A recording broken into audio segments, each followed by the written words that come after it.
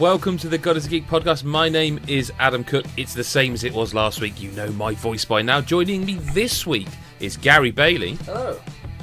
I'd like to think they know your voice by now, Gaz. Yeah, whether they're sick of it or not, I don't know, but... Your enthusiastic voice. He laughs, but there's no comment to make. There, I see, Gary. It's like I said in the Slack thing the other day, you know, it's a northern thing. I say something's alright, that could mean anything from it's brilliant to, whatever. Yeah, so I think it's the same thing with my voice. Well, you're going to get a voice you hear next that you haven't heard in a while on the God is a Geek podcast. He's not northern, but his name is Nick Gillham. How are you, Nick, alright? I'm very well, thank you, Adam. It's good to be back. It is. It's good to have you back, mate. It's also good that you're not northern, right? People who don't like northerners, there's that controversy that they pay the big bucks for right out of the gate. How are you, though, Nick? You good? Well, the Northern Hemisphere is where most of video games writers are from these days, isn't it? They're all from up there. Is it? Yeah. I don't know, mate. I don't associate with that Scottish kind of person. Some way or other. Oh, I see. I see where you were going for. Okay, I get it. It's going to be one of those episodes. It's also going to be an episode where I think we start talking about games. And I think come this time next week, we will still be talking about most of these games. So just to give you a heads up right off the start, we're going to be talking Sea of Thieves, we're going to be talking No Kuni 2, we're going to be talking Far Cry 5, we're going to be talking Detective Pikachu, A Way Out. There is a lot of big games come out, and that's a good thing, because we all like good games. We all like even average to good games. But April is looking quiet, which means this is going to be what you're hearing, apart from the news as usual. We are going to start this week, though, with Sea of Thieves, because it's I guess the game that's dominating the Twitter sphere at the moment. But Gary and I have been playing it.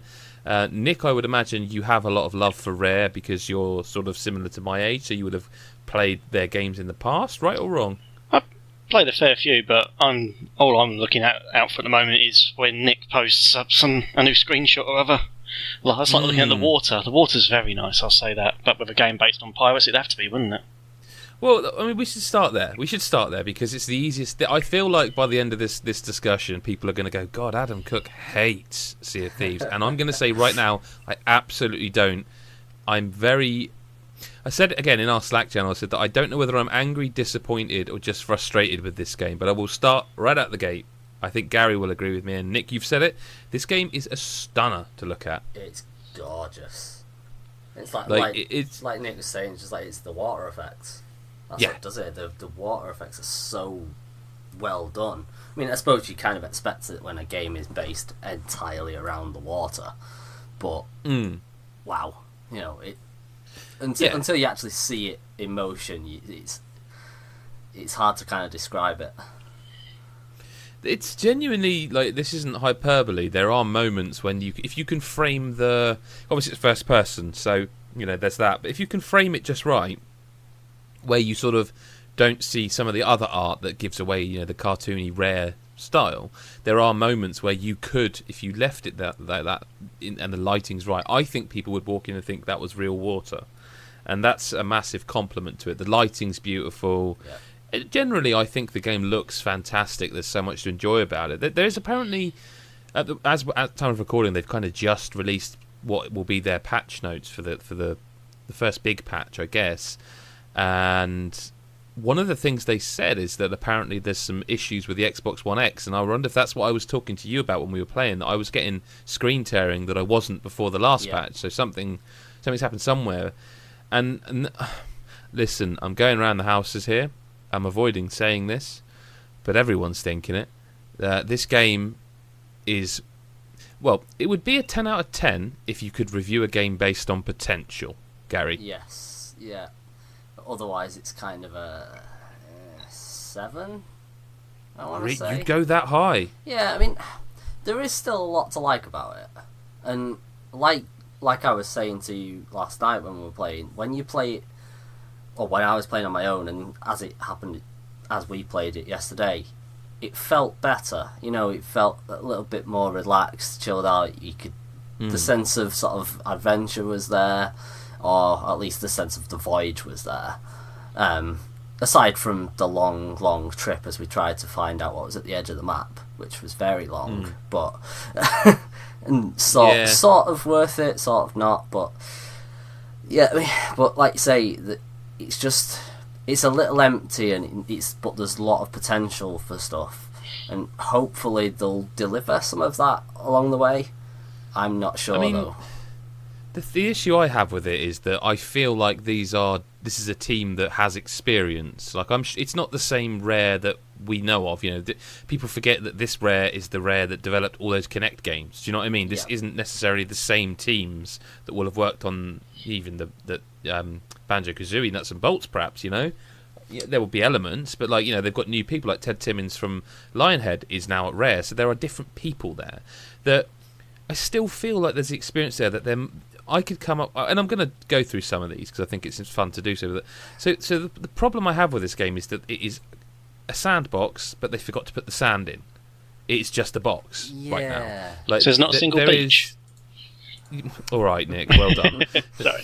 All right, it's a sandy beach, but there's no box to play it. No, because that doesn't work. It is a box, so there's nothing to play with in it. Like the combat is rudimentary, very rudimentary. Yeah. There are elements to it, like there are certain skeletons I've since discovered that are weak to water, so you have to use your bucket to throw them on. There are some that are weak to light, so you have to use your lantern to weaken.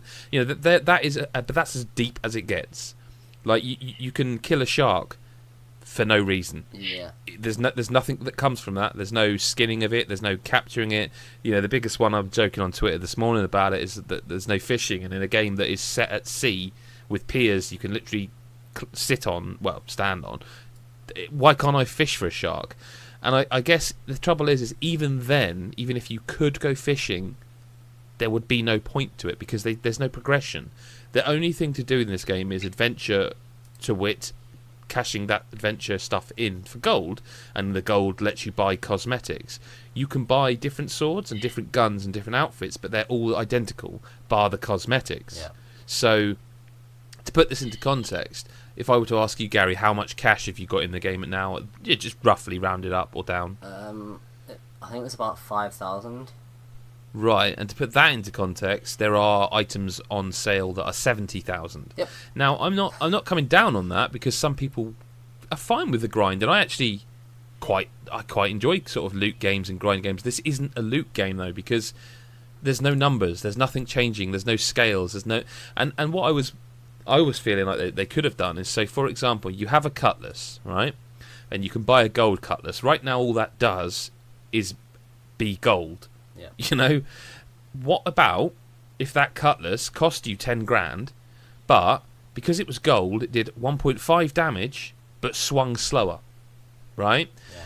That kind of thing. Let's add to that. What if you could get a captain's eye patch that let you breathe underwater longer, but it cost more money?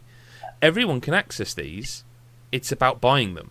You know what I mean? Yeah. That makes you rather than you just go and get 70 grand and then you buy I don't know, I think one of them's like a golden cutlass. I think that is one of the ones that's 70, isn't it, Gaz? And you do that. Yeah, and you do that and then you get it and that's it. That's literally it. It does nothing. Yeah.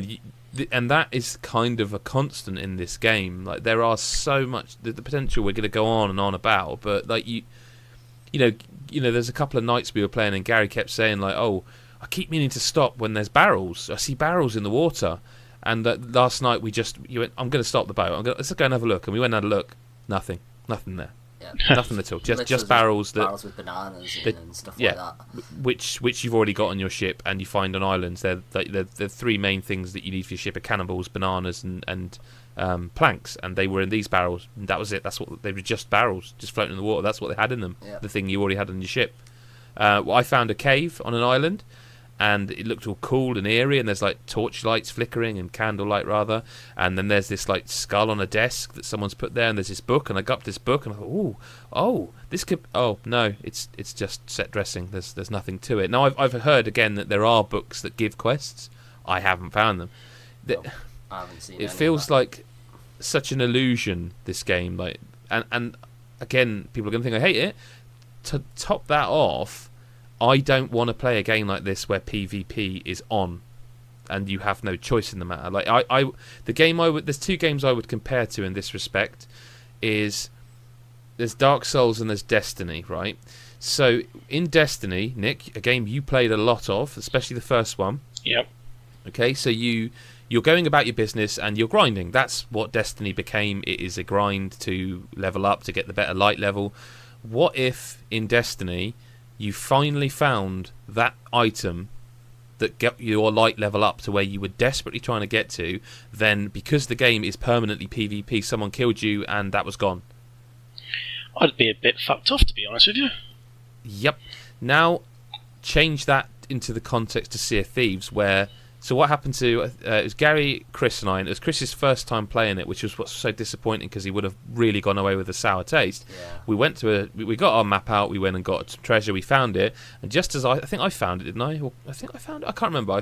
Someone found the treasure, but I think I had the treasure one way or another. And yeah, I did, because you and Chris were fighting snakes and skeletons. Yeah, that's right. And then someone came along in a sloop, which is the smaller of the boats. I think it doesn't matter really. It doesn't matter what boat they were in. They came before we realised they were there because we were looking for treasure. They sunk our ship. Okay, now that isn't the end of the world in Sea of Thieves, because you can swim to a mermaid who will warp you back to your new ship. If you're on your own, it's a problem because you can't take the treasure with you. It tells you if you warp here, you lose your treasure. So okay, that's fair enough. But what you can do is you could fight back and take their ship, and then you've still got a ship, you know? Unfortunately, because they were just trolls, they sunk our ship and then sunk their own ship, which meant there was absolutely no way for us to escape the island with the treasure. We got very lucky in basically, and this was a waiting game, Gary and Chris went to the mermaid, they went back to our new ship, they knew what island I was on, so they just sailed back while I just stood there waiting with the treasure. And then when we cashed it in, it was something like 90 gold. And yeah, that is not an experience you go away going, I can't wait to do that again. That's a lot of effort for very little reward. Absolutely. Well, and on top of that, if you do die, say you're just having a fight with someone on your ship, they're trying to capture your ship, right? They're not sinking it, they want your ship and they kill you. So you go to what is basically Davy Jones' locker, which is a ghostly version of your ship. It's essentially the game loading you back in from dying. It's an interactive loading screen. You walk through the Davy Jones's locker door, out, and you're back on your ship, which means they can spawn camp. So they may have no intention of bothering with your treasure because they may know it's worth bugger all. So they just sit there and kill you. Now, again, not fun. Yeah, so that happened, didn't it? That was another part of that night with Chris playing. Nightmare night, and yeah. It's just like someone boarded us, killed us, and then just killed us again when we respawned. Yep. And it was just no fun. And, in the end they did die, and we kind of golf clapped them while we were in Davy Jones' locker and they were there. But it was that night when we were on you and I think Chris might have left by that point. He had to go, and I'm not sure. He might have been still alive. And we were in Davy Jones' locker and we were doing a golf clap. But I was sat there, and do you know that kind of seething anger you feel sometimes when something's just so unjust and you want to do something but there's nothing you can do. It is just another injustice. It felt like that to me. I was utterly... I think I must have gone quiet because I was fucking fuming. Because we all know trolls are out there. Jesus Christ, everyone knows that, But it feels just overtly egregious to me that they could literally have given you the option to opt in or out of PvP, and they don't. And at the start of the game, when you see, I think I showed you, Gaz, the first time you played, I showed you that pirate's code of conduct. Yes. The thing I would say is that I think it is beautifully optimistic of Rare. It is almost noble that they would create a game that they say police yourselves to the community. But it's woefully naive to believe that will happen. Woefully naive. To think that there won't be people out there who are just using this game to fuck with others is, as I say, at best it's just woefully naive. It will happen, and they've said in their patch notes that they are looking at ways of doing it, and I can only see... Because again, there are tiny little things, Nick. So, when you start the game, you get to choose between a galleon or a sloop. And when you choose Galleon, you get to choose 4 or 3 player, and when you choose Sloop, you get to choose 2 or 1 player. Mm-hmm. So if you choose a Sloop and go into 1 player, as Gary had done, I came online to play. He can't then change that setting and invite me to his Sloop. He has to quit whatever he's doing. So if he's in the middle of a treasure hunt, he has to either finish it or quit it and lose it to get me into the game. Why on earth in 2018 can a game not say, do you want to start a 4-player game with 3 private slots? You know, and why can that same game not say, listen, do you want to have the opportunity to meet up with people, or do you want to be in an instance where you are? And the problem, I think, lies, and I think the people who are going to defend this game to the hill, the problem therein lies that if you do say, I don't want anyone else in my world, that suddenly makes that game world even more barren than it is, doesn't it, Gaz? Yes. I mean, at the end of the day, you've got World of Warcraft's been around donkeys of years, and you've always been able to choose PvE, PvP, role-playing, God knows what else. Same with Final Fantasy 11, Final Fantasy 14. Even the Souls games and Bloodborne, you do not have to take part in the PvP. There are ways of avoiding it. You've just reminded me, and that's the other comparison I want to make here, right? The thing about the fact they can kill you, sink your ship and all that is that you can spend 2 hours going island to island finding skulls, treasure chests, and in just like Dark Souls, right, you get to a point where you've got, say, a decent amount of souls and you think, I should go bank these because if I die, I've got to get them back. You know, then there's that tension of like, do I push on? Do I push forward or just go and bank them? Yeah. That is in Sea of Thieves because you have 2 or 3 chests. We had 4, I think, at one point, Gaz. Yes. And we were like, do you know what? We really ought to bank these because one galleon that's 4-person comes over that horizon and against 4v2, doesn't matter how good we are, they're likely to take us out. We've lost 2 hours work. So imagine Dark Souls if when they killed you or when you died you couldn't retrieve your souls, because that is essentially what's happening here. Like, they sink your boat, they sink your boat, they sink their boat, they kill you, they've trolled you, you've just lost everything and there's no way to get it back. And again, that's fine if you're in for that. I don't want that. I want to just, whether I'm with Gary or Gary and Chris or Nicola or whoever I'm with, I want to be able to sail the seas, enjoy it's a podcast game at the moment in that respect. It's a game that when people are playing, they should be listening to the God is a Geek podcast, chilling out, listening to this, or chatting with their mates. It's a social game. It's a chance to chat and play, and it's almost passive in that. And I think there's absolutely a place for that. Unfortunately, right now it is so up in the air, and I feel like Nicola said it, and she said it a few times, and I agree with her. It's got something. Like, this game's got something.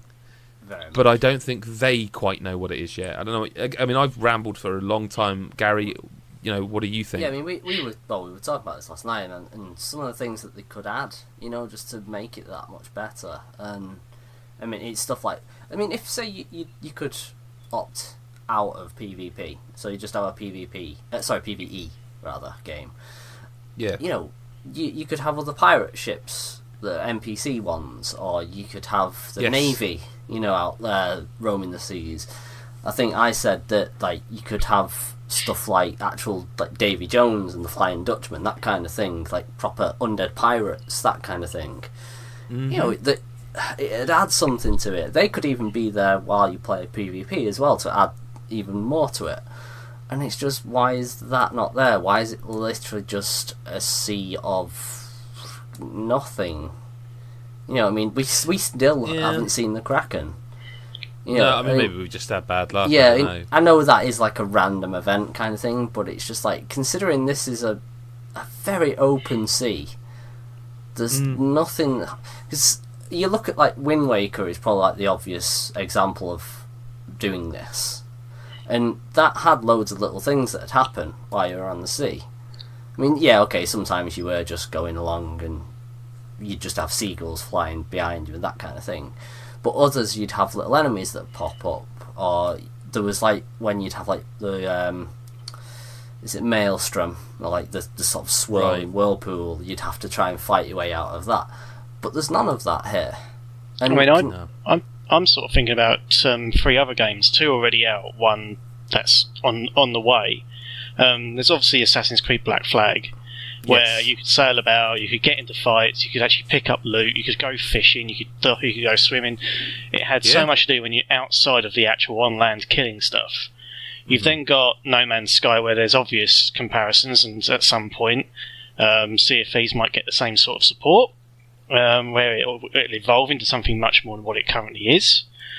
But then there's one game on the horizon. Remember that, was it E3 last year, when Ubisoft displayed that pirate game? I can't remember what that game's called. Me Skull neither. and Bones or something like that. Yes, it is. Yeah, I think it is Skull and Bones actually.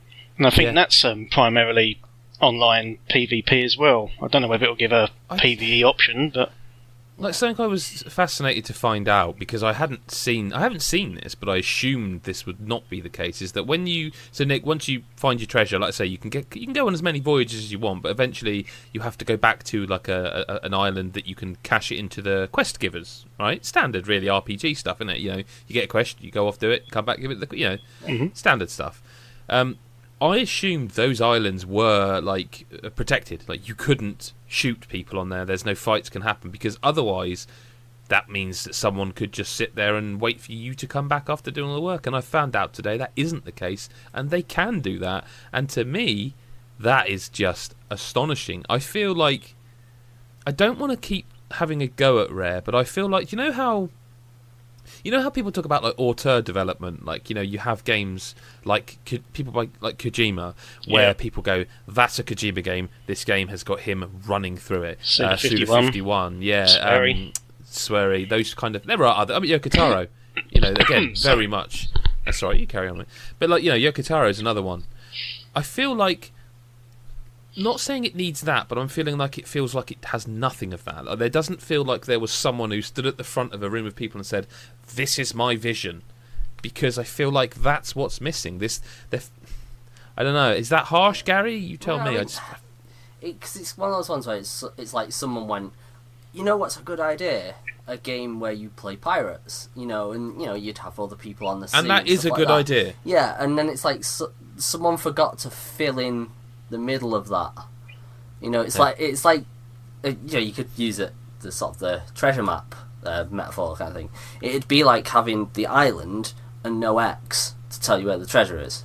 It's just like there's something there, but there's no way of knowing what it is, because it's just there's no clue. There's nothing to engage you, and I think that's its biggest problem, because the actual sailing is fantastic. Yeah, the sailing's great. I really enjoy that. The combat's not that great, but if you're in the middle of a fight with some skeletons and stuff, it can be quite fun. And then it feels heavy to me, the combat. Yeah, I think one of the biggest problems is it's just swing a few times and then it stops you for a moment. Yeah. Then you can swing a few more times. Or you've got your charge attack, and I don't know, it just doesn't seem to go anywhere. And a lot of the time you can just pull out a blunderbuss and shoot them into bits.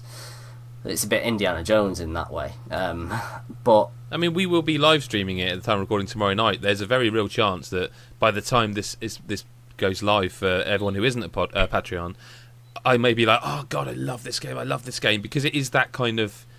It's your feelings about this game are very strong depending on the experience you've just had. I think. Yeah, I mean, emergent storytelling. I wouldn't go so far as to say storytelling. Emergent gameplay, maybe. Yeah, but again, not much of it. There's a limit to what this game can do in that respect. Yeah, I mean, I think the best way I've seen it is like when I was playing on my own, or like us last night, it was just a bit more fun because we didn't have that PvP element coming in and ruining it. Yeah, we met nobody. Yeah, it was all about just the sailing, the finding the treasure, that kind of thing. It honestly, considering this is a game that's built around the multiplayer aspect, it's actually the weakest thing in the actual gameplay. It's one of the things that just actually turns you off the game.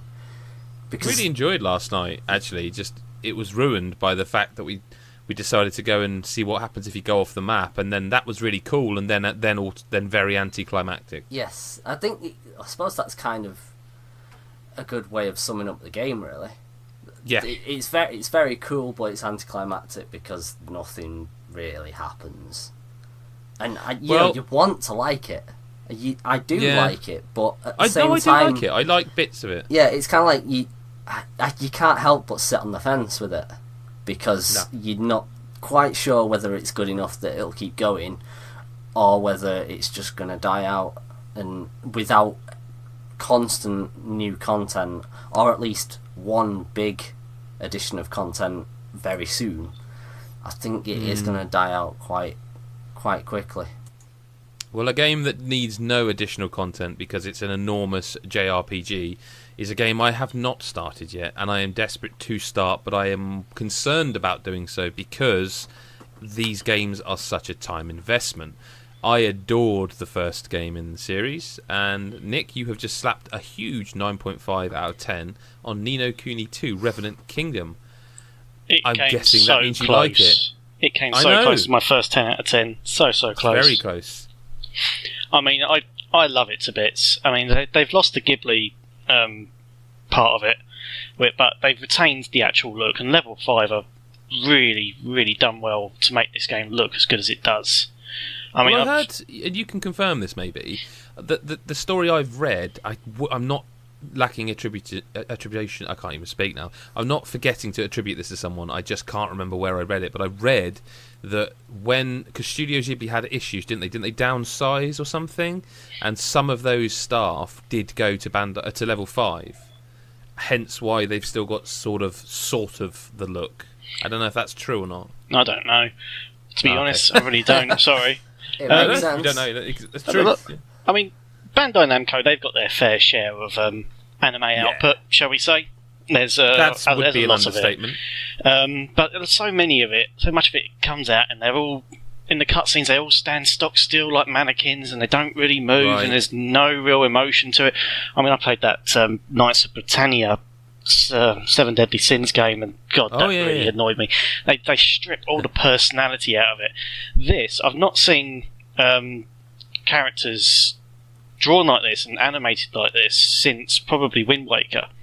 Wow. They're so full of expression, even when they're just in the cutscenes where there's no actual dialogue. You've only got the subtitles along the bottom, but the way they convey their body language is absolutely stunning to watch. The animation's gorgeous. It really is a beautiful looking game, and you worry about you want things to do in a game, and this. Literally, I've told you about this on Slack, didn't I? There's constantly something to do, to pick up, and it's an obsessive compulsive's worst nightmare, because that's not good to hear. You're walking around and there's bits dotted all over the place that you just walk over and you pick it up. You then get into a fight, and then when you're out of the fight, it's back. So then you've got to pick it up again. Wow, it's one of those. Then you might go into a house that's next door, and then you'll come back out, and it's there again, so you've got to pick it up again. And all the while, also the enemies respawn, so you'll get into a fight, and you'll go away, and you'll come back, and it's back. And so, you'll keep doing it, and doing it, and doing it. And then there's the side quests. And you've only got 12 side quest slots. So you'll pick up 12, you'll do a couple, you'll go back, you'll hand in a bunch, and the guy's got like another 19 already for you. And he's like, you want to do more, and you want to get more, and it drives me nuts, but I want to carry on playing it because it's absolutely wonderful. I'm guessing that's like it's kind of combating the Elder Scrolls thing, where you'd just be getting side quest after side quest as you're roaming around, and before you know it, you've got like 50 of them, and you don't really know where to start, or you just never start because of that. And maybe it's a kind of a way of combating that. Well, going on to that, there's some of the side quests. There's one issue with them is that a lot of time they don't actually tell you where you need to get the item or give you a hint as to what would drop the item. Really? So you spend quite a bit of time grinding a few enemies, just trying to see if you can find them. I spent ages trying to get 3 gold nuggets for one quest, sailing around the water over and over again, going through the same fights, picking up the same items just to get 3 gold nuggets. That sounds familiar. So, the thing that Adam mentioned when he previewed it at the castle that we talked about was that it was not Ni no Kuni as I remember it. Like, obviously it looks that sort of way, but the game itself isn't that. And he sort of drew comparisons to the Tales of series. Now, that's a series I've always got the respect for because it has a lot of fan adoration, but every time I tried to play one of them, I just didn't enjoy the combat. I just couldn't get into it. But the other series he mentioned, and obviously Level 5, was the Dark Cloud games. Now, where I may not have liked the Tales of or got into them, Dark Cloud was a terrific game. I only played it for a short period of time, but I can see where he's coming from. It's in the building, I guess, mostly. I mean, the dungeons aren't randomly generated. No. You go into a place and it's properly laid out as you'd expect it to be. But yeah, you wander up to a group of enemies and you just basically slash the bastards to bits. I mean, you're on the main map screen. You'll come across the odd enemy and it will drag you into a fight. A small skirmish with them in a circular arena. That's where the boundary's been dictated. To leave, you have to run towards the boundary. But when you're in a particular area, you're following it like a third-person action RPG, and the fighting starts the minute you come within an enemy's detection range. It's the actual transition is completely seamless from exploration to fighting. There's no familiars. There's no magic really. Each character has 3 melee weapons and 1 ranged weapon. The ranged weapon is what uses your mana. So hang on. Because the combat, it might have even been your review. I think it was your review where you put that you basically have like on the face buttons, light and heavy attack or something. Yep. So on my PC controller, X is your light attack, Y is your heavy, and then you hold R2 and then press one of your face buttons to then unleash a special skill which uses your mana. Yep, Karen. But are we talking? So that's not Tales of, is it? I don't remember Tales of being like that. I remember Tales of being very passive, almost more. Again, maybe my bad memory, but obviously Final Fantasy 15. There are fighting a method where you can literally hold down a button. You know what I mean? Yeah. That's how I think of Tales of. Like, I don't remember because when you say light and heavy attack and special attack, I'm thinking, and not this obviously to this degree, but the genre. Bayonetta, DMC. Like, we're talking. No, it's nothing like those. So there must be combos though. If you've got a light and heavy, it's a no. Your attacks will string together anyway. Right. And one hits harder than the other, but one's quicker than the other one. But overall, you won't really notice. You'll be stringing your attacks together regardless. There's no actual combo tree or anything like that. Oh yeah, yeah. So you have to dodge if they attack you, or yes, your one button blocks, and then while you're holding that, if you press a direction, you'll roll out of the way. It just sounds a lot more active than your traditional JRPG. And from the Tales of games I've played in the past, that's how I've remembered those played. I haven't played a Tales game since the Xbox 360. And I don't even remember which one it was, so it may well be bad memory. But the only one I've played was the Tales of Symphonia, which was GameCube, was it? There is a lot of them. I've played Vesperia, 2. Was that recent? I've played 2 of the games, and one of them was a GameCube remaster. I can't remember which one it was. Wasn't that Symphonia? Didn't they do that on PS3? Might have been. I think I've played Graces as well, and I think I only got about 5 hours into it before I just couldn't be bothered with it anymore. Was the first Ni no Kuni like this kind of combat? Was that like turn-based? No, it was. I don't know. Was it turn-based, Nick? But it was like there's a menu, wasn't there? It wasn't turn-based. I don't think it was really an ATB sort of. It was an active battle. You had to instruct your familiar to attack on your behalf. That's right. And then you could also attack while it was attacking. Yeah, and I didn't like that dual system. I really didn't gel with that at all. I didn't like it. I did like that. But then I loved the first Ni no Kuni. I don't know the thing, because obviously we know one another, but perhaps the one thing perhaps our audience wouldn't know is obviously from reading the site. Nick, you love JRPGs. You like I don't want to call you an otaku, but you know what I mean. Thanks. I used to be that. I used to love all those kind of games, but I just can't play them now. I can't. No, they are too long. And also, like longer. I feel they are getting longer, and I feel like the volume of games generally has increased to the point where it's like if you're going to play that, it has to be a game you've been told to review, because otherwise you just fucking forget everything else. Yeah, because you just won't get through it. And I like so for me, with these kind of games, with this genre, it has to be magic. Do you know what I mean? It has to be. Yeah, I mean, I've completed Final Fantasy X game. like 3 or 4 times. Oh, 10's a fantastic game, and I will hear no arguments. Yeah, I've played it 3 or 4 times, but nowadays, if I'm playing a game for fun, I've got to stay away from JRPGs. It's just absolutely too much of a time sink. But you see, I do want to play Ni no Kuni 2 because I love Ni no Kuni, and I must admit, the Kingdom stuff, that I worry, should I maybe not play it, because... But then you, in your review, specifically mentioned the fact you would have just got lost in the kingdom building. I would have done. It doesn't let you. It won't let you do that. Yeah, that's probably for its benefit, because if you just spent all your time building your kingdom, you wouldn't really play the rest of the game. Would you overlevel? Like, because the way you describe it, and the way everyone's described it actually, is that you've got the other part of the game, which is the sort of Tales of the Ni no Kuni bit. Then there's this new kingdom building thing. When you're doing the kingdom building, to what end does that affect the other half of the game? Like, do you level up in this game? Like, what are we talking here? You start off when you first start building your kingdom, it's all made out of wood, and you then got to go out and you have to recruit more people. Until you get to a certain population threshold, it will not let you level up your kingdom. So you have to continue with the story, otherwise you will not be able to literally build your city into the place that you want it to be. Which is I don't mind that so much, because the game is really, really good to play. But I just wish I could have isn't it? I really wish I could have just a Ni no Kuni app on my iPad where I'm just literally building my kingdom. I was just going to ask you, does this almost sounds like the potential they could break this out into an app or another game that you could hook it into the main game, but I mean, they're not going to, obviously. No, I mean, let's face it. You can do Final Fantasy 15 where you're building your city on your iPad. I mean, this they could quite easily do the same thing, and literally just let you lose yourself in building up a kingdom for Prince. Sorry, he's a king now. King Evan Pettywhisker Tildrum. That's a name and a half, that, isn't it?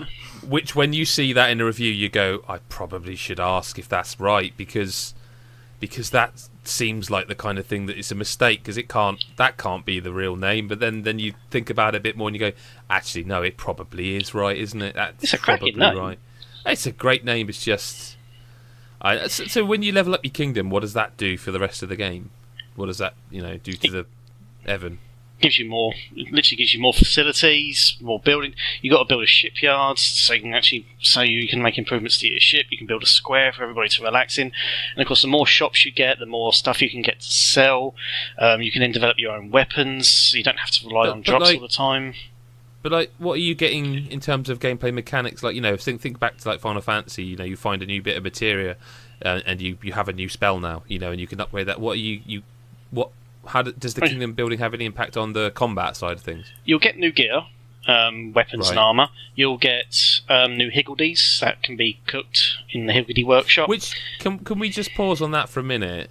Because if you're going to remove familiars, that's the best name of a new kind of thing, isn't it? Higgledies is terrific. And they sort of walk around going, higgle, piggle. It's like, oh, what, like in the night garden? They're not quite as big or small, whichever. No, he's a tiny thing, actually, isn't he? He's actually like really, really... Is he tiny? What, Iggle Piggle? Yeah, it's been ages since I watched it. I don't know, actually. He walks through that forest. I don't know. We're digressing now, really. Yeah, we shouldn't be obsessing over Iggle Piggle. You've lost me. Oh, you must have heard of In the Night Garden. I've heard the name, but that's about it. Yes, my name is Iggle Piggle. But don't get him started. I always preferred I've forgotten her name. Upsy Daisy. Carry on, Nick. Sorry, let's not talk about Night Garden. This is gonna because you haven't got familiars. You've got little sprites which are you got Iggle Piggle and Upsy Daisy. Which are the higgledies. And every now and then they will allow you to use their abilities to attack. Like the first one you get is a little brown one, and when you click on him to do his attack, he brings out this giant cannon out of nowhere and fires cannonballs at your enemies. And you've got another one that causes a great big like purple cloud to appear around them. And you've got one that heals you. And then certain bosses generate special healdies for you to use. And there's a phrase I never one of them thought I'd turns hear. into a Gatling gun that allows you to shoot this one of the bosses to remove its shield. And yeah, having a little bit of having a Gatling gun was an odd thing to happen, but I really enjoyed that. It's quite a nice mechanic. Yeah. I mean, Gaz, you like RPGs.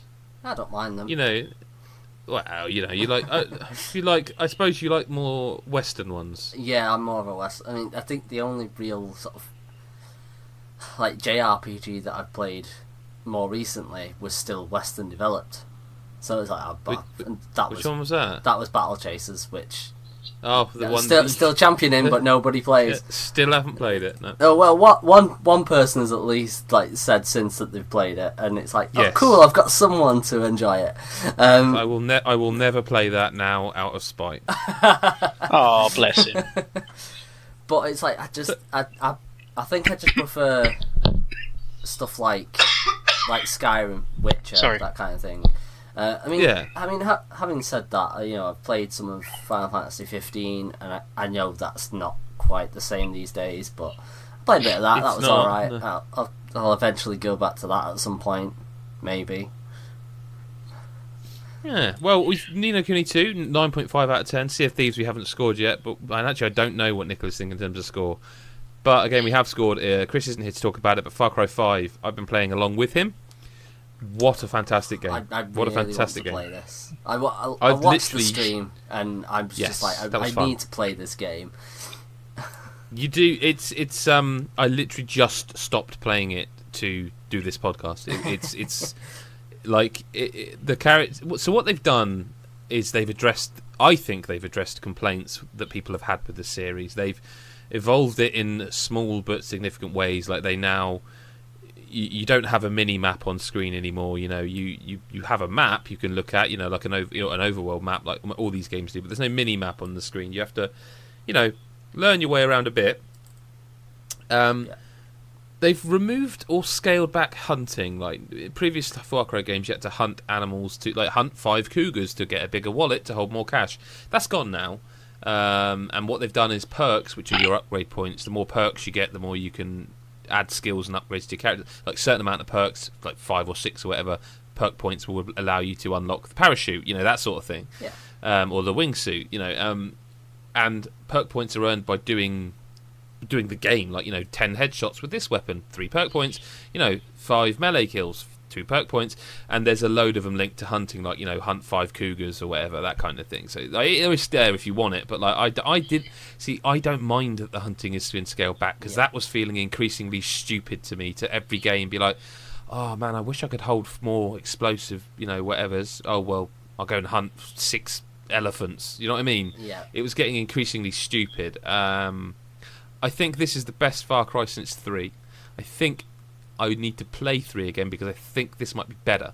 The thing that people loved about 3 was Vas Montenegro, the antagonist. And the thing that people have complained about ever since is that the antagonists in these games, they start off like they're great, like Pagan Min at the start of 4, he comes at you and he's like, oh, he's terrifying, he's a psychopath, he's fantastic. Then he kind of disappears for the rest of the game. The way they've got around this time is you've got Joseph Seed, who is the guy with the yellow spectacles, right? Yeah. And his 3 siblings, John, Faith, and Jacob, are all as good as Joseph. They are. So what they've done is, by not making Joseph be there all the time, although he is in it a lot more than usual for the villain, the other 3 are ever presence in their regions. It's split into 3 regions, the map, and each one belongs to. They're controlled, by those 3 siblings. They're all very different, and the game's terrifying. There's when you do enough damage, your reputation increases, and so, for example, John, it says you have been marked, and this horrific music plays that's like, we are coming for you, and they do. The first time it happened to me, I was like, oh, I've died. I didn't die. I had full health.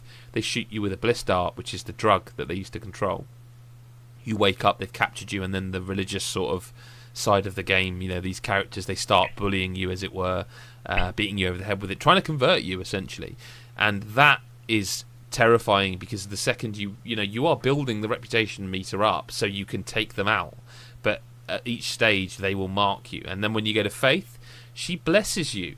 So rather than kidnapping you and torturing you or putting you through horrible things, she'll bless you. And this angelic woman in a white dress with flowers around her, she basically drugging you and, you know, being all nice to you. And it's like there's a lot going on in this game, and all these characters I think are great. These villains are great. And so whereas people have complained in the past about, Pegamin, great, but he's gone, here you got 4 for the price of 1. And that's why I feel the story it delivers where the others have failed. And it's just terrific. The only issue that some will find with it, I think, is this game does not leave you alone. Now, if you did watch the stream, you will see what I mean. Now, we deliberately went, hell for leather. Yeah. But it wasn't that exaggerated. Like, you can kill... a truck pulls up, 2 guys get out and kill you. You kill them, you turn around and go up the next road, another truck will come up, jump out. It is relentless in how the game pursues you, I suppose that's to stop you getting kind of bored and just driving absolutely. around doing, you can go, I'm sure you can drive around, do what you want, but you're gonna always have these people. It's almost like the game's going, no, don't forget, these guys are going to come after you. They're not just going to leave you alone as you go murdering animals and stuff like that. See, that's exactly how it felt to me. Initially, I was a bit worried about it, like, this is too much. This needs to let me breathe. This game needs to leave me alone for a minute to breathe. And then you feel, at some point, I felt like, no, this does make sense. These guys are nut jobs. They're controlling, they're drugging people, they're kidnapping people. They are turning people, whether they want to be turned or not. And that's why they are all over this region spreading their gospel. Weirdly, this is reminding me of Outlast. It's got a similar kind of vibe to it. Obviously not quite as heavy with the horror kind of thing, but it's got that same kind of religious element as well. And just, they were always constantly coming after you. So it seems like it's got just a similar vibe, just obviously not the same genre. No, absolutely. But they have added other things as well. They've got prepper stashes, which are... I feel like the movement in Far Cry 5 has been evolved to the point where the game often channels to me and feels quite like Dying Light. Yeah. Like you can, run, you sprint, you jump on a car roof, jump on a bus, then you can jump onto the roof of a shack, and it feels very... very good, the movement does. But the prepper stashes, you'll find a note or something that says, hey, listen, we've left, but we've stashed it in the cave, blah blah, and you have to find a way to get in. Like, I've just done one where you have to break into a house, which you have to go underneath it, find a cave underneath the house to climb into the house from a broken floorboard. You find a valve, which you then take back, you turn off the water, which reveals a further cave which you can go spelunking into to find the cache, and they've got like magazines which work as perk points as well. So, and they're terrific fun. They're just great fun to do, and that sums up the game. And I don't want to stuff on it too long because I suspect we'll talk a lot more with Chris next week, and it is also just out. But I do want to quickly mention the co-op. You can go and watch the live stream Chris and I did. The only problem I have with the co-op, because I've been dying for a Far Cry to go full co-op for ages, the only problem I've got with it is that, Gary, if I join your world and we do 3 story missions, when I then leave your world and go back to my own, they're not done. Yeah. I have to then do them again. And it's not the biggest deal breaker, because if I've done them already, I know what to do. I can rush through them, I can skip the cutscenes. It's not a problem, really. Didn't you say that your stuff that you pick up, though, carries back? Yeah. So your ammo and your perks, points and all that, they all stay. So that kind of is a bit like, why? Yeah. Although I suppose in a way it's almost like at least a consolation. So it's like you're not wasting your time doing it. Yeah, but the thing is, the way this game's been designed is that there's like a mini island at the start where it kind of tutorializes a little bit, introduces a bit of what you're going to be doing. After that, you can go to any of the 3 regions you want. It literally gives you 3 story missions that stay persistently there until you do them, and each one is for a different region. It suggests you go to the bottom left and see John, and I think most people will, but you don't have to. The whole point of this is you can attack the Seed family whatever way you choose. So if that wasn't the case, and if it was a linear story where you have to complete mission 1 through 20, as other games like this are, there are story missions defined, you go through them. I understand that, because I could join your game and we do mission 20 when I'm only up to 5, and that would fuck it all up. Yeah. But because this game is completely open to you tackling it how you want, it doesn't make sense to me. Yeah. You know? It feels like it probably should have had a persistence from your world to their world, you know. But I suppose it seems to be one of the only real flaws in this game. That from what you and Chris have both said, it's seeming like this is the Far Cry I've wanted to play. Because I wasn't a big fan of 3. I liked the idea of it, but I don't know, for some reason it didn't click. 4 I enjoyed, but I just didn't stick with it. Yeah, same. Whereas this one, because one of the reasons with that is just because the story was a bit nothing. You know, I do like a bit of story in my games, and it sounds like this one this has got a lot more. Yeah, and you've got like 4 villains this time instead of just the one. They're always there. They're constantly coming after you. It sounds like this is the one that's going to make me keep playing and want to keep playing. Yeah, I can't wait to get back to it. Like, I want to finish this. I haven't finished it yet. I will. I think I will. Which I can't say for Primal, can't say for 4. I didn't even like Blood Dragon, Yeah. And I've still got to look at arcade mode as well, which looks cool as well. Yeah, I'm just really glad it's a first-person shooter, because it's a game that I can actually avoid and not add to my pile of shame. Yes, you don't have to. Yeah, you don't have to worry about this one. Speaking of, a game I don't know if I'll ever get around to playing, but a game that has certainly caught my eye, and as it caught everyone's eye, is the game that we are in the process of reviewing, but we didn't get code until release day.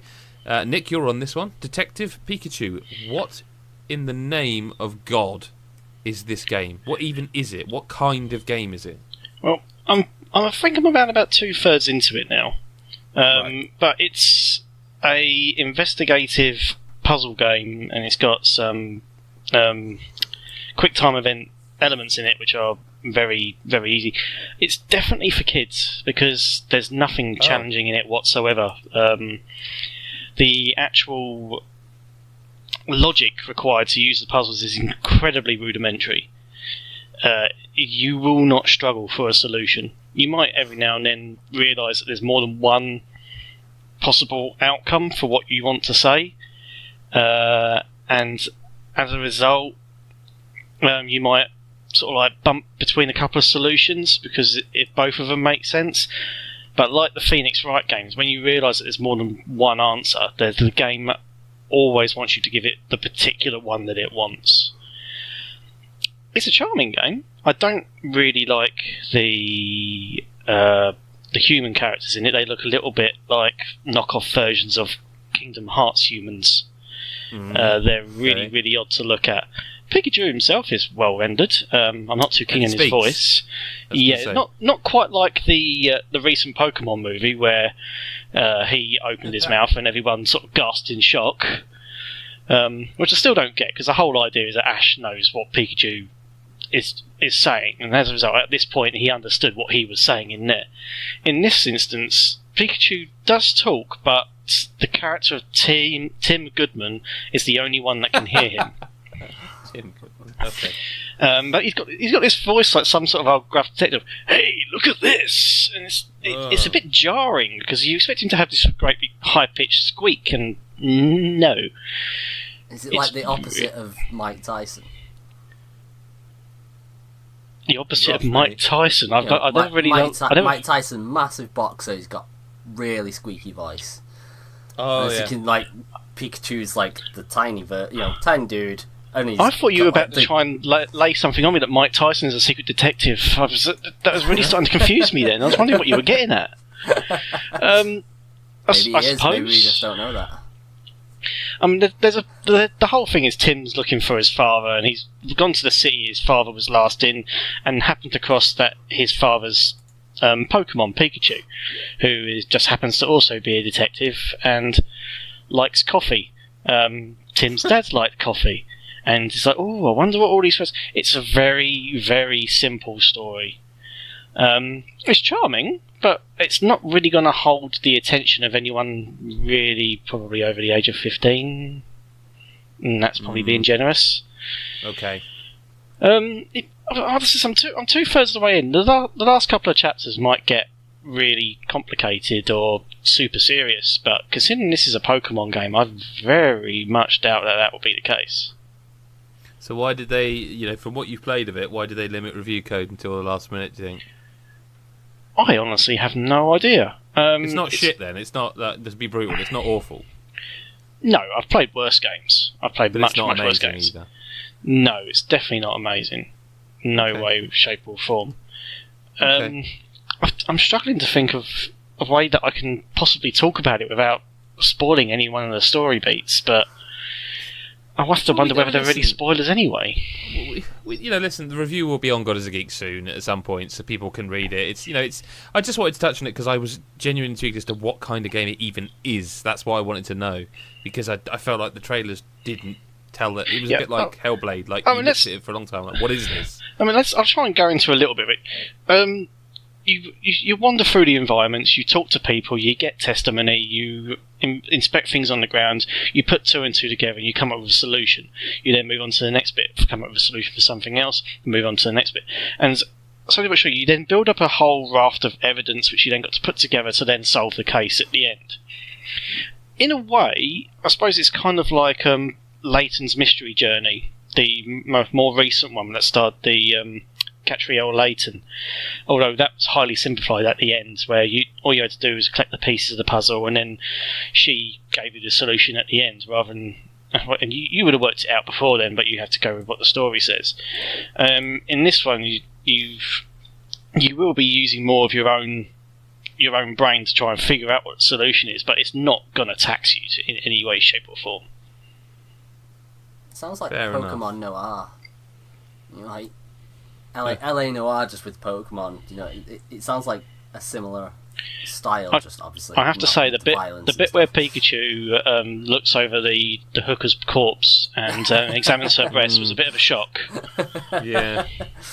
Well, moving from one crime caper to another very briefly before we hit the news this week, I played a bit of A Way Out. Again, Chris is the guy to talk about it because he played through the whole lot. I like this game. But going back to what we said about auteur ownership of a game, this game needed a editor, I think, because it's Joseph Fares, isn't it? Is it Fares or Fares? I'm not sure. Whichever one. He's the guy who shouted on Microsoft stage, isn't he? That's the one. He, do you know how when Hideo Kojima's like a Hideo Kojima game written by Hideo Kojima, Yeah. directed by Hideo Kojima? It's a bit like that at the start. Like, and I haven't seen enough of this guy, but every time I see what are the guys' names? Vincent and Leo. Every time I see Leo in this game, I feel like he's slightly modelled on Joseph. And I wonder if Joseph also does his voice, because there's something about the voice acting in this game that doesn't feel right. It doesn't sound right. It doesn't sound like it was recorded in a top-end studio like these games do. And the writing is okay. I've seen a lot better, but I've seen worse. It's not brilliant, but it feels almost like it needed an editor to kind of say, come on, mate. You know what I mean? Yeah. I do like the co-op, and I love the kind of directing of it. I love if you watch again, Crystal did like an hour and a half of it, and you'll see like you split screen, but the bar moves like so it will push your friend out to one side of it to focus on another, your bit. But it's all directed that way, like it's all intentional. Again, I feel like Joseph maybe does the voices for both main characters because they both sound like, I don't know. I may be wrong. I don't know. It's like Eddie Murphy in those old films when he was just playing like every character. Yep. Yeah, I don't think it's quite that. Yeah, there's some good co-op stuff in here, and I'm a big fan of co-op. And there's some good teamwork-based stuff that it feels nice. And listen, the business model's pretty cool because if you buy a copy of this game, your friend doesn't have to. They can download it. Yeah. I think they download the demo or something, and then they can access the full game. Yeah. Oh, that's good. Yeah. It's not a new thing. Far Cry 4 did that, I think, as well. But didn't that limit you could play Hurt, couldn't you? Yeah, that's right. But no, this is the full game. They've literally, he again, Joseph has said, like, we want people to play it. We want people to play it together. So if you buy a copy, you can play it with your friend, and that's cool. So if you're interested, go watch the video. Go read Chris's review. He liked it more than I did. I do like it. Just some stuff. Is it at least better than Brothers? Because I thought that was incredibly overrated. Good question. Because for those who don't know, he's the same guy behind that. I think the writing's worse, but the gameplay is better. So, I think it was a well-written game. How can Brothers, the writing be worse? Because Brothers, there's no dialogue at all. It's literally all told in action. Yeah, but that's what I mean in terms of like it. Again, I haven't finished A Way Out, so maybe it will hit me, because I know Chris has said there's twists and emotional stuff, but it hasn't hit me yet. It just seemed like a prison break, and I quite liked it. But I found Brothers, even as someone who hasn't got a brother or sister, as an only child, I found it very moving, and I always said at the time, like, imagine if you had one, this would tear you to shit, you know. But I feel like this is a better game overall, but certainly not as a moving or an emotionally moving game, you know. Chris will talk more about A Way Out. I would like to get back to it, but you're kind of limited because you need someone to sit down with and play it, and my kids aren't old enough to play it. As we discovered, because there's penis in this game. Well, I mean, listen, they know what a penis is. They've both got one. You know, it's not. I'm going to move on. You should play Ni no Kuni 2 instead. Yeah, well, my son, my eldest, loved the first Ni no Kuni as well. It's one of the first games he really loved, so that's a good idea. Gary, you have been kind of the news hound this week because I've had my head deep in a Far Cry hole. Would you like to take it away with the news this week for us and tell us what's going on? I'm not sure about that segue. That sounded a little bit wrong. What, penis into Gary's news? Penis into head in a Far Cry hole and stuff. You know, it's just... Yeah, listen. I mean, news-wise, it's kind of a slow news week, really. It's because all the games are coming out, man. Yeah, I think that's it. We kind of hit that point now where we've got a lot of games and that's about it. But, I mean, you've got Somerset, new Elder Scrolls Online expansion. That's not the southwest county in England, is it? It's not. You stole my gag. How dare you? What the hell is it? It's a new expansion, the same way as Morrowind was. This one is going to the land of the High Elves. So I mean, they were like the really hoity-toity, twatty characters in all of the Elder Scrolls games. So I mean, it's a new island. You've got new content, so you've got new quests, a new story, that kind of thing. Everyone can still play it as well because of the whole, was it One Tamriel, I think it was called. Are people big into this game? It must be doing quite well for them to be making new content for it. It's one of those odd ones because it's like... Because I couldn't get into it. I reviewed Morrowind, didn't I, for the site. That's right, yeah. Year, and I mean, I enjoyed it. I played a fair bit of the original game, but it was kind of early on, and I lost a lot of stuff at one point with a server issue or whatever. I forget what it was, but it was kind of one of those things that went, right, I don't need to play this anymore. You know, I can't be bothered redoing this, that, and the other. But Morrowind, I think it definitely benefited from when they did this One Tamriel thing, because it just meant that you know, with stuff like World of Warcraft, you have to be a certain high level to play the new content. You know, there's no way around it. They'll go, yeah, look, you can boost one of your characters up, but you're still having to learn how to play the game if you're a new player. And to do that at a high level it's just not possible. This way, you could start at the very beginning, you know, level 0, level 1. I can't remember if it starts at you, whatever. Anyway, and you can just play it. You know, everything scales with you. And if you play with someone who's a higher level, you're fighting the same characters, but there's a different level to each person. So like, I could be it's like I could be fighting a level 2 creature. The other person is fighting them. They're fighting it at kind of their level as well, and it just makes it feel a bit more co-op friendly. Because I think that's the problem with a lot of like the MMOs. They are co-op friendly, but only if you are at a similar level. But yeah, I don't know how well it must be doing well to get a new expansion like this. I won't be touching it. I mean, I got well into World of Warcraft back in the day, and I can't. That's a rabbit hole I can't go back into. My addiction was terrible. I've told this story to a guy the other day, and at one point, with playing World of Warcraft, my power supply unit blew up on my PC, and I went to an internet cafe instead, and I had to pay 90 quid to get my PC repaired. But I actually also spent 90 quid at the internet cafe just to attend a raid. Bloody hell. Yeah, I was bad. That's bad. Yeah, that's Yeah. Speaking of addictions, as you well know, Adam, Monster Hunter, it's back. I haven't played this in about a month now, to be honest with you. I think I'm probably done with it, actually. Oh, I don't know. Oh. This the new... Right, I'm going to say I don't know how to pronounce this one. But see, Mick Fraser pronounces him Devil Joe. That's how it I reads, presumed it was like Devil Ho. Yeah, Devil I would say it's kind of... The JH, I would have pronounced it with, like, Devil Ho, but... Devil Ho. Anyway, but it's been added.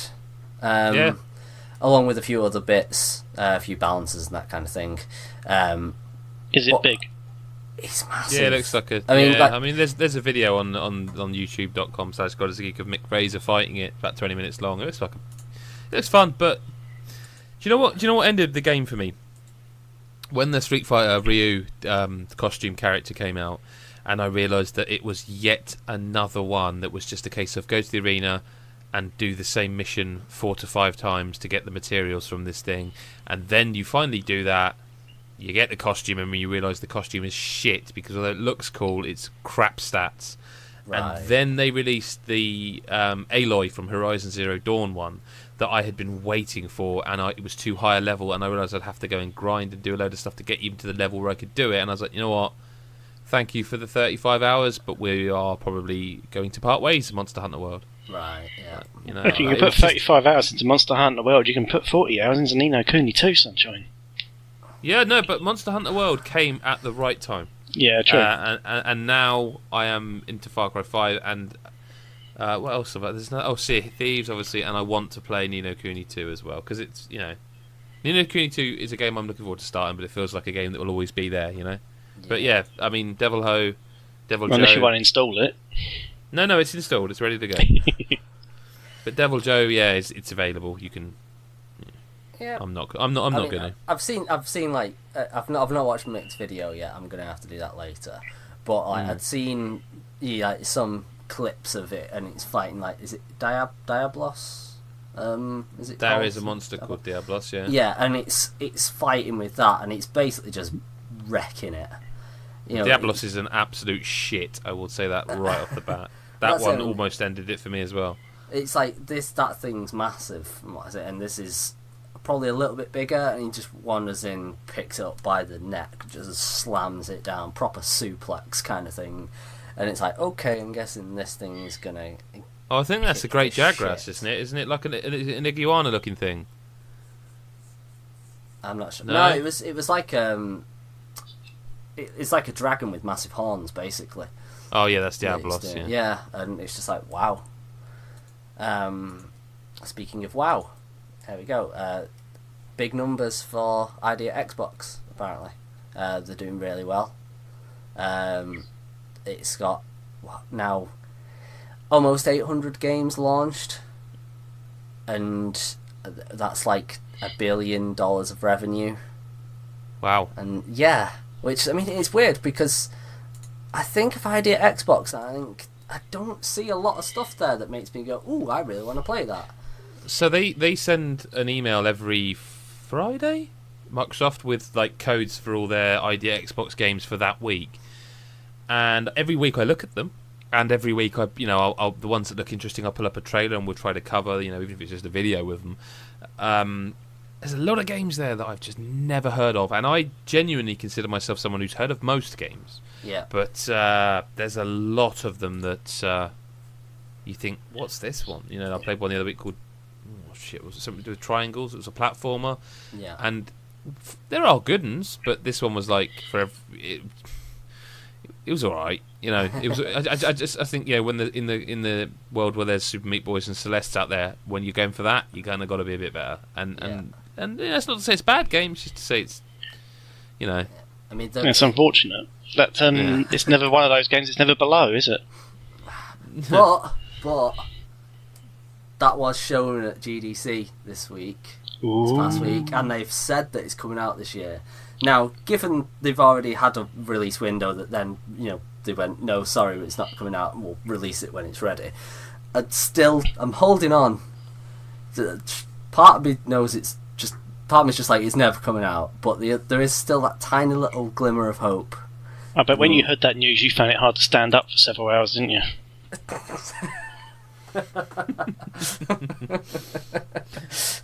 The laughter of a true statement. I've got no segue for that, really. No, talk about PUBG, mate. Talk about PUBG. Yeah. They've shown off the new 4x4 kilometre map that's coming to PC. Is that supposed to mean something? It's basically, this is a smaller map. I forget, so why don't they say that? Why do they have to say 4x4 kilometre? I think it's like everyone knows how big the other maps are. I'm guessing it's just that, like, maybe the real hardcore players know how big the normal maps are. I couldn't tell you. Oh, you're calling me a casual, right? I get it. I see how it is. But, like, this one's designed to be a bit more, I think, almost like, Blitz mode on Fortnite, where it's kind of almost designed to get everyone into the action as quick as possible. Okay. That's what this map is supposed to be, I think. Gotcha. Which could be good, because I love PUBG, you know that. I love them both. Yep. Like that and Fortnite. The new things that I wrote went up today. Yeah. Go read sorry, it. Just dating the recording, but no, it's alright. Yeah, I mean, I'm more of like the stealthy player in PUBG, so this is going to make that harder for me. I keep telling you that is not how you get good at these games. Hey, you have to get spicy. I've had third place a couple of times now. But I'm getting there. I mean, I played the mobile version of PUBG. Why are we getting mobile versions of all these games? It's weird. Like, they're good. They make sense. They run. They're really. It's technically impressive. But I don't want to play games like this on a phone. Not unless you're going to give me controller support. Nah. It's just a way of getting more people involved, isn't it? You can imagine 50-year-old housewives on their phones playing it now, can't you? Oh mate, I would imagine Epic made millions from that mobile version because it transfers. It's your persistent Epic account, so you can buy microtransactions, and I believe I checked that they're actually these figures aren't accurate, but the example is what I'm giving them for is that say 1,000 V-Bucks is £7.99 on Xbox, it's £9.99 on iOS. So you can imagine how much money they're making. I mean, speaking of Epic accounts, I mean, someone's been trying to hack into mine for the last 2 days. I must have received something like 24 emails for my two-factor authentication. And I even changed my password today, and yet I still got more emails like 20 minutes later. Jesus. Somebody really wants my account, and I've got my payment details on there. All I've got is a free copy of Shadow Complex Remastered. Do you know what? I think I'm the same because all the payments I've made are through Xbox. Yeah, I haven't got anything on there because I've not used... Like, my account was just set up so I could download and play the Xbox and PlayStation versions. Yeah. A little bit more PUBG news is just that the event modes started on PC this weekend. I forget what they were now. Give me a sec. What is be professional what is event mode? It's basically like Fortnite's been doing stuff like the 50v50 and that kind of thing. I think it's building towards that. This has been like an early thing, almost like testing it out. It was like an 8-person mode or something. Yes, yeah, that was it. 8-person squads, and it doubled cool. the assault rifle spawns as well. So okay, that is cool. Yeah, and by the That's sound the kind of it, of thing Epic have been doing with Fortnite. Like let's try this weird little thing out. Yeah, I'm glad PUBG are doing this. That was the thing. Like I said, obviously, I wrote that thing that went live today, and I think I mentioned it in the Slack channel. I was writing that, and then one of the things I said in it was, it'd be great, they learn I from each remember you other. said- Yeah, and it's like, I wrote, oh, it'd be great if they added events into PUBG, and then the next thing I know, it's like, oh yeah, events are coming to PUBG. I'm like, you bastards! It now just makes me, I was like, You're a soothsayer. I nailed that, but no. But no, it's like, I think it's a good thing. It shows that PUBG is going, okay, we kind of spawned Fortnite in a way. Fortnite wouldn't Fortnite Battle Royale wouldn't exist without PUBG. Yeah. And it's kind of nice. It's almost like the Uncharted Tomb Raider thing. They are now basically bouncing off each other now. The games, and it's that kind of thing. I think this can only lead to good things for PUBG and then eventually for Fortnite, because they're obviously going to respond.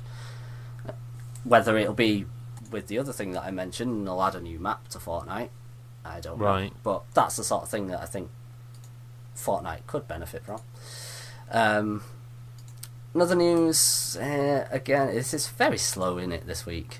There's Only the Enders second runner remaster has been delayed. And I don't actually remember it getting a release date. No, anyway. I think it did. I think it did. Right, okay, so... But it's now September. There we go. It originally had a spring release window. So, yeah, it's kind of... but yeah, I mean... It's a game that I'm looking forward to playing again. I didn't even know it was happening. Yeah, yeah. They announced it at TGS last year. It was kind of out of nowhere, but also a little bit under the radar. Because like a few people talked about it, but it wasn't like, oh my god, everyone needs to hear this news kind of thing. There was the Nindies showcase as well, which that seemed to underwhelm people as well, unless I miss. Yeah, I mean, it was a weird one because they were like, oh, we're doing this showcase for it, but they didn't really push it. And it was just kind of, here's some trailers, really. I mean, Lumines is a good game to have. Yeah, definitely. Again. I love Lumines. Yeah, I'm pretty sure I said that about Lumines when it hit PS Vita and barely touched it. But it's like, there's some stuff. I mean, a lot of it is just games. I mean, Mark of the Ninja is a terrific game. Yes. Reigns is a terrific game. Lightfall's the game I was trying to think of. That game I've played on PC. Right. It's got potential, but it does need a bit of tightening up. The platforming needs a bit of tightening up. West of Loathing, I feel, is a game I've seen around the place. Yeah, that was one. Lot. It was a bit of a YouTube darling for a short period when it came out on PC. Right. And I mean, I have watched some stuff of it, and it does look like really good fun because it's an RPG basically, and that turn-based RPG, but it's got a lot of comedy to it, and it seems genuinely quite fun. You mentioned Mark of the Ninja. That is a terrific game, superb game. The more people play that, the better. It's. The one that got me, again, this is another thing I mentioned in the Slack channel, was Garage. Right, I see. I haven't seen the trailer, but the key art looks very decidedly non-Nintendo. Yeah, and it looks like it's like Resident Evil in its kind of design by the looks of it. You've got like weird creatures, you've got the zombies, you've got like zombie dogs, but it looks more of like a top-down twin-stick shooter. So, but I mean, it's worth watching the trailer for it because I was just like, what's this? I'll just check it out. Like, oh, actually, I really want to play this, and I'm sure it's out really soon as well. And to be honest, I can barely remember anything from an indie showcase. I just keep harking back to the last one, and I want to know when Morphe's Law's coming out. Oh, the other one was The Messenger. That was the other one, and it's like a bit like a cross between Shovel Knight and Ninja Gaiden, like the original Ninja Gaiden. Right. And you are a ninja in it, but it's kind of got a bit of 8-bit graphics and a bit of 16-bit graphics, and so it looks very fun. Here's a question for you, right? Do you feel like the Switch has slowed down a bit? Now, let me explain what I mean. Not in terms of games. Like, the reason we do the Switch report is because, my God, they just games. But do you think, given the incredible year that it had at the launch year, do you feel like the Switch has is kind of ticking over? It's a car left in neutral but running at the moment, because Kirby was, I'm sorry, I still stand by what I said. Kirby is not very good, and like Donkey Kong is coming, and that is a re-release. Like, you've got Labo coming next month. Fair enough, but again, none of these are Zeldas and Marios and Mario Karts, and you can't release one of them every year. But you know, I can see where you're coming from. Everyone was worried that the Switch wasn't going to have games, and now it's got games coming out of its arsehole. Too many, to the point where the eShop is now an absolute nightmare to try and go through to try and find something. Because unless you know the game's exact name, you're not going to find it, and it's a pain in the arse. I believe they have said they're looking into improving that, which I think is definitely a good thing. But something I would like Nick, like, you know, I would something I've always felt that we both share a similar style in is that we both very much love Nintendo, but we both believe that they are not above criticism, which is why I gave Kirby a 4.5. And I think if you were reviewing it, you would have given it similar. What are you looking forward to on Switch? Because for me, it is Donkey Kong, but that's because that's the one game I didn't play on Wii U. So I'm like, finally. What are you looking forward to next on there that you can't play anywhere else? Oh God, bloody hell! I mean, addressing the earlier point, I don't have your amiibo problem. I don't have this. To be fair, I don't have that anymore. And if you want to know more about that, pay $1 a month to hear the Patreon section, and I will explain more. But you can never listen. Whether it's alcoholism or drug addiction, you never say I'm cured. You say I'm in remission. I am. You know what I mean? It's always you can't just have a cheeky one, because that sets you off again. But I think I'm okay now. But to address your actual question, I don't think that I'm actually looking forward to anything on Switch. I'm tending to find myself playing it more by ear. I mean, I went through a period after getting it, and I was on it constantly. My PlayStation never got a look in. And now I'm constantly on my PlayStation again, but that's mainly down to my son getting me back into Rocket League, and now I'm on that rather than getting through my pile of shame. But like Mario, Zelda, Mario Kart, I didn't even mention South Park, which is now coming to to Switch, but that's a great game. But I've played it. I didn't mention the Splatoon, because I am looking forward to that DLC actually. Yeah, I'm looking forward to that. I'll probably play that. Maybe. I probably will play that because I liked Splatoon 2 enough. Arms I didn't enjoy, but it was Arms. What was the other? There was another one. I'm sure you reviewed it, and I can't bloody. Mario Rabbids Kingdom Battle. Yep. Like, again. That's got Donkey Kong coming out for it, isn't it? Oh, yeah. But, we're in March. We're not far off E3, the dreaded E3. Interesting spot. Metroid. I see that apparently someone's found that Nintendo have filed a trademark for Wario Land, or Wario World, was it? Which could be cool. I'd be up for a Wario game. I remember that old Game Boy game was amazing, and WarioWare. Obviously, we've got WarioWare Gold. They did one for the Wii, or was it the Wii U, and that was averagely received. Oh wait, there was a WarioWare for Wii U, which was not great. There was a Wario game for Wii, a platform one that I can't for the love of God remember the name of. But I just Switch is in an interesting spot right now, isn't it? Yeah, I mean, to be fair, I bought it knowing that it was going to be it's my third console. It was always going to be the other console. I played the shit out of Zelda. I finished the story of Mario Odyssey, played a little bit more of that, but I need to go back to that and start collecting some more moons and that kind of thing. But it was always going to be that console that I will play the exclusives, and the odd game that'll go cheap on eShop and stuff like that. I'll happily pick up. To be honest, you would get a Switch for the exclusives. If you're buying that for the ports that it gets, then you need help. basically, Yeah. because I mean, like- they're never going to be as good on Switch as they are on the other machines. Maybe like Smash Brothers is a huge announcement for a lot of people, just not for me. I don't know about you two, but I don't think either of you huge. I say I'll play it. I probably won't. I probably won't play that one. It's just not. I've never been. I love my fighters. I've never been able to get into Switch. To Smash Brothers. Same I just here. can't. I'm the same.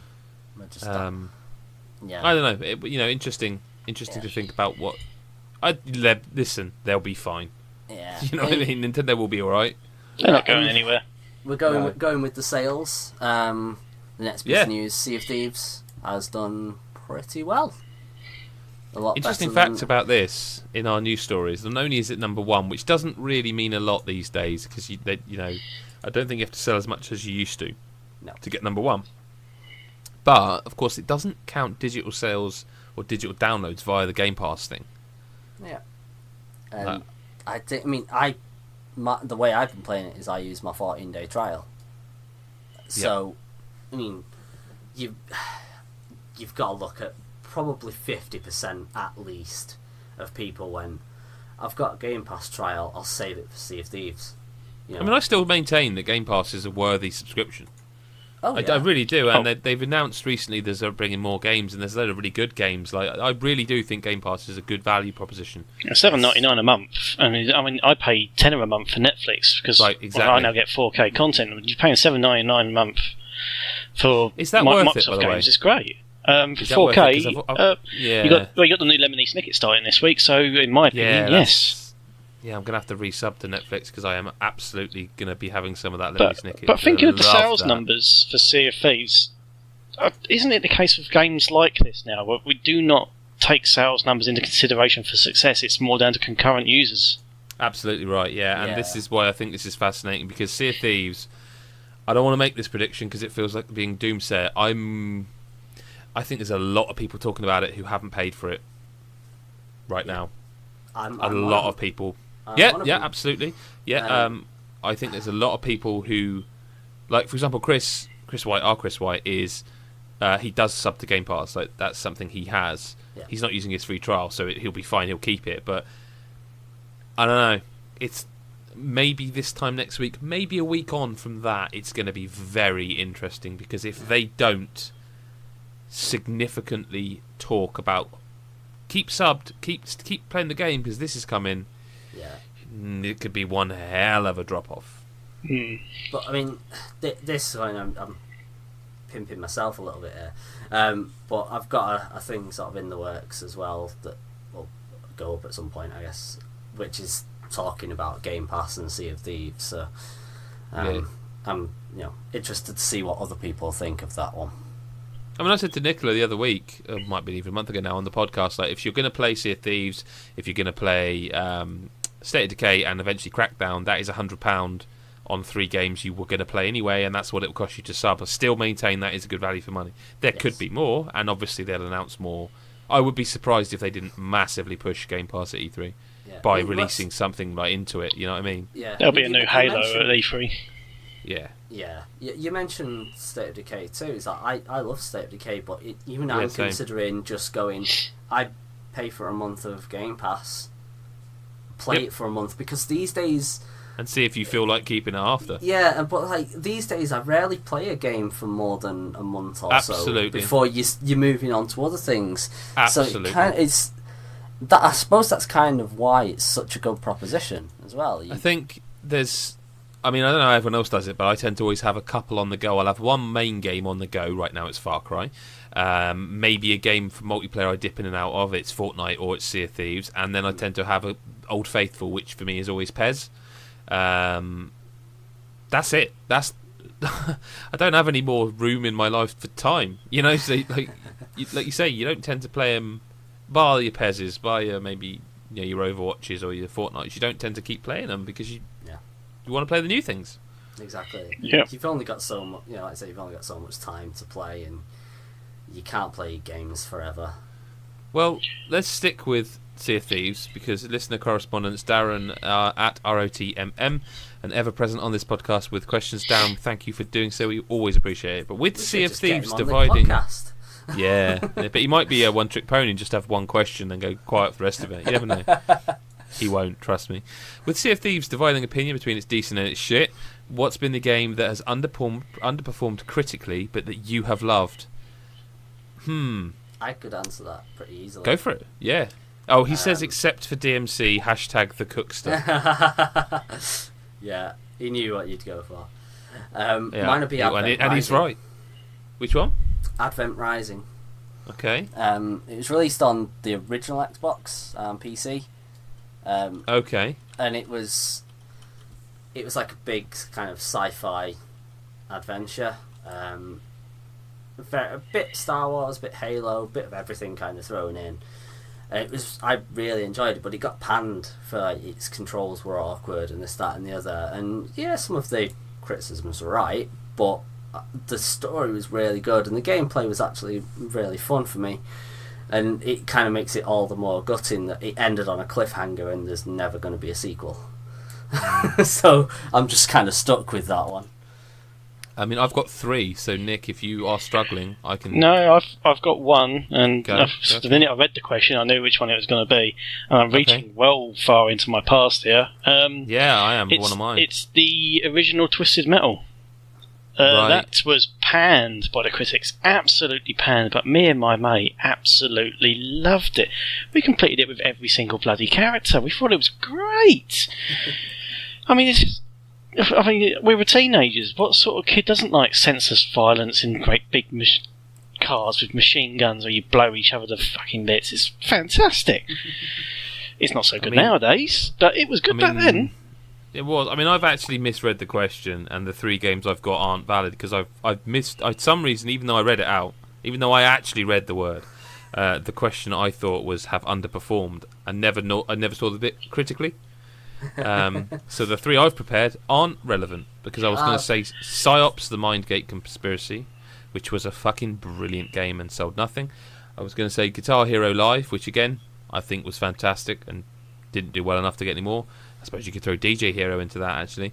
And I was going to say and this is not for the jokes, but it's a Ninja Theory game. I was going to say Enslaved.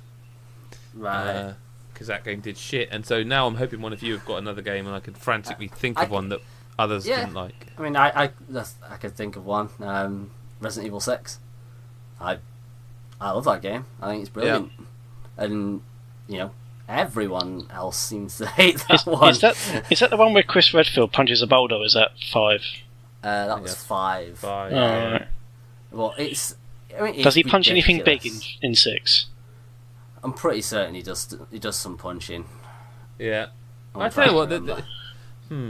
There was a lot of weird shit in that game, but do you remember? I really enjoyed it. Do you remember when Gears of War and God of War had kind of run their course, and so Sony and Microsoft put out like their other?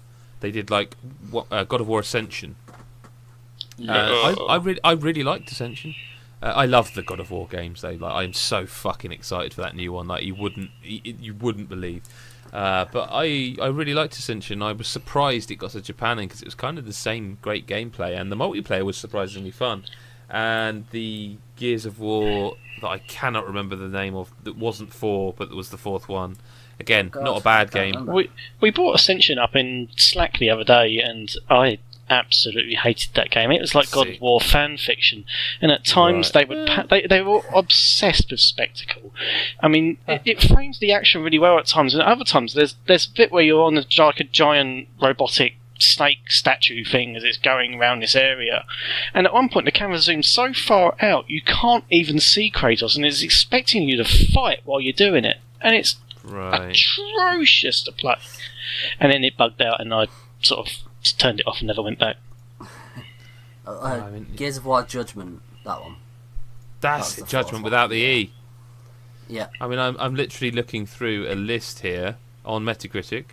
Critical misfires, 40 high-profile games with disappointing reviews. I mean, 1,000 gamers scored Alone in the Dark, but that didn't do very well. No, Alice Madness Returns, Alien vs Predator, Alpha Protocol. Well, Alpha Protocol, there you go, there's a game. I can't say I loved it because I've never played it. Brink, Call of Juarez the Cartel. Was that the really good one? No, that was the one after the really good one. The really Conduit good one was Bound in Blood. There's a lot of these. Sorry, carry on. No, there's a Crackdown 2's one here that got a Metacritic of 70, and I fucking love Crackdown 2. I mean, every game you've said here is a game that I'm pretty sure has, as you're saying, has underperformed critically. But whenever I see a critic talking about it, they're talking about it in a really positive sense. Well, hang on, we might get to Resi 6. We're here and we've got time, so we may as well do this. Then The Conduit, 69. Dark Spore, 65. Dead Island. Dead Island was alright. Devil May Cry 2, that wasn't good. No. I enjoyed that one. Shush. Okay. But I preferred that to 3. Oh, God. That you can't say that, Gary. I'll have to edit that out. Driver, but the one with Driver 3, the one with the 3 in the title. Drift 3, yeah. Drift So 3, that's the one where you were a dead person and you had to possess cars, wasn't it? A bad game. No, that one was San Francisco. Okay, yeah. So San Francisco was good then. Well, I mean, I don't even know why I'm reading this one, but Duke Nukem Forever, pile of piss. Oh, shit. Dungeon Siege 3, Haze, Homefront. Again, I think Whoa. I gave Homefront a 7. Yeah, Dungeon Siege 3? Metacritic 72, 71 and 72 across platforms. That was a great game. I loved that one. That was like one of those games which reminded me of the Baldur's Gate Dark Alliance games. It didn't take itself seriously, did it? No. Can't have I played it. Homefront, which I actually gave a 7 to, so I did like it. Kane and Lynch, Dead Man. Yeah. I quite enjoyed that. Very short, but it was alright. Was short, yeah. Killzone. Fair enough. The first Killzone I really enjoyed as well. Bloody hell. Maybe this really... Nick, the bad opinion thing, I think... I was going to say... I think it's spot on at this point, isn't it? I don't tell a lie. Kinect Star Wars, Lair... God almighty, yeah, Lair. Lollipop Chainsaw, I remember that being quite good. That's on a 66 and a 70. That's fucking ace. I bet that got bad reviews because of the whole... But in 2012, I don't know. In 2012, people would have, that was the different times. The Lord of the Rings Conquest, Need for Speed Undercover, Prototype 2, Ratchet and Clank All for One, Red Dead Revolver, Red Steel, and there it is. Resident Evil 6, The Secret World, Shadowrun. Yeah, I really like Shadowrun, if that's the one I'm thinking of. The one that was on and PC. It was, because 2007, I remember I got the game for my birthday, it came out on my birthday, and we went on holiday the next day, and I really liked it. SOCOM 4, Sonic Unleashed, Star Wars The Force Unleashed, which I remember being alright. Yeah, Test Drive Unlimited 2 was a terrific game. Too Human.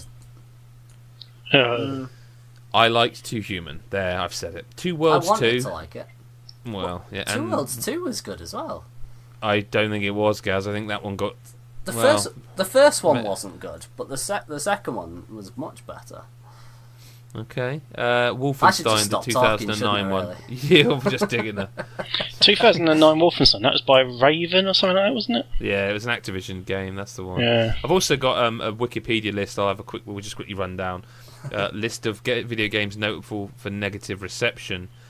And I'm wondering if this does mean score, because one of the first ones is Pac-Man. So, let's come into the 2000s. There's nothing hugely that stands out. Sonic the Hedgehog, that doesn't that's seem got to be right. The 2006 one. 6, yeah, that's the one. Yeah. Oh my God. That was just Leisure Suit Larry box office bust 2009. Holy shit! I forgot that game existed. There's a game here that I feel should have done well, given just because the name is Ninja Bread Man. That's great. I remember that. Yeah, I remember. Never played it. I think I might have played the demo at one point, but I'm gonna have to click through. It. That was on. No. I want to say it was on the Wii. Something like that. I'm pretty sure it was PS2 as well. Well, do you know what? There are a couple here that we've missed that I'm surprised no one brought up, actually. No Man's Sky and Star Wars Battlefront 2. So, yeah. There are games out there, but generally games critics are just fantastic and get everything right all the time, so I don't know what Darren means by any of that, really. I should cut this whole section. A lot of the problem with games, I mean, you mentioned No Man's Sky, I mean, you could say Drive Club as well, underperformed critically. Oh, yeah. But where they iterate so much after release now, they become different games shortly after. Drive Club was fixed like 5 months down the line. Of course, by that point, no one was concerned about it anymore. No Man's Sky is a completely different game to what it launched with. Launch day reviews are getting a little bit less relevant. when you got games like that. Yeah, we had this chat a couple of weeks ago. It's getting weird. And it's actually the other question is from Chris Hyde 83. Following Sea of Thieves, just wondering whether you guys think sandbox PvP can work, or does it end up being overrun by shits looking to ruin everyone's fun? I think it can work. Just needs to be done better. I don't have an Xbox, but I remember one of the things they had when they were showing the Xbox One, and they had the whole reputation thing where you could score people, and as a result you'd be more likely to be matched up against people who had better reputations and worse. Does that still happen? I thought that was a 360 thing. I remember I was writing a blog at the time, and I remember this is when I was getting excited about the PS4 and the Xbox One. I said that it was one thing that I thought Microsoft was doing really, really well in the build up to the Xbox One. Yeah, but even if they are still doing it, how does that work in sandbox PvP where you can meet absolutely anyone? I mean, but does it know if it's still happening? It's difficult because it's like, yes, technically you could report these players, but it's when do you do it? You know, because by the time you might even have forgotten that you could do it, and then by the time you remember, you're like, who was it? I don't know. I would urge people to still report, because like we were having a big conversation on Twitter about Sea of Thieves, and someone mentioned they had like racist abuse and that. Like, you might feel like it's not doing anything, but it definitely won't do anything if you don't report it. Like, I know that sounds a silly, most obvious thing to say, but you got to give the system a chance, even if you feel like it doesn't work. It certainly won't work if you don't do it. You know, so I know can sandbox PvP work? Yeah, it can. This is a high profile game where I don't think it's working. So I mean, it's only been out a week. You know, they've already addressed that they are looking at it. I don't know how long it'll take, but they are. You know, I think it is going to be one of those games that, like No Man's Sky, even like Rainbow Six Siege, because I mean, I don't remember that doing that well when it first came out, or rather, you know, people weren't really feeling it. Look at it now. You know, it's one of the sort of the best games out there. Well, of that type. So you know, you could come back in a year's time. It could have blown up again, and you know, Sea of Thieves could be massive. We'll just have to keep our eye on it, I think. Well, that's all the time we've got this week on the God is a Geek podcast. You will have heard a longer section, about 15-20 minutes. If you're a Patreon, that's $1 a month. You get every podcast early, and every podcast has got an extended section where we talk about things that aren't games, but they will let you into our world and the behind-the-scenes stuff of the site. Again, patreon.com/GodIsAGeek, $1 a month. That's less than £1, I think, probably, still. You get early videos, there's some exclusive content, and we generally keep you up to date on what is going on when things are happening. You know, that's what we like to do, and it keeps us going, essentially. Keeps us able to do extra content and do more with, you know, our time. Patreon.com/GodIsAGeek. Do subscribe to our YouTube channel, which is just God is a Geek, youtube.com/GodIsAGeek. Do go to iTunes, do subscribe, do rate, review, 5 stars, tell your friends, tell everyone, because there's no point in keeping a good thing a secret. We aren't your favourite indie band.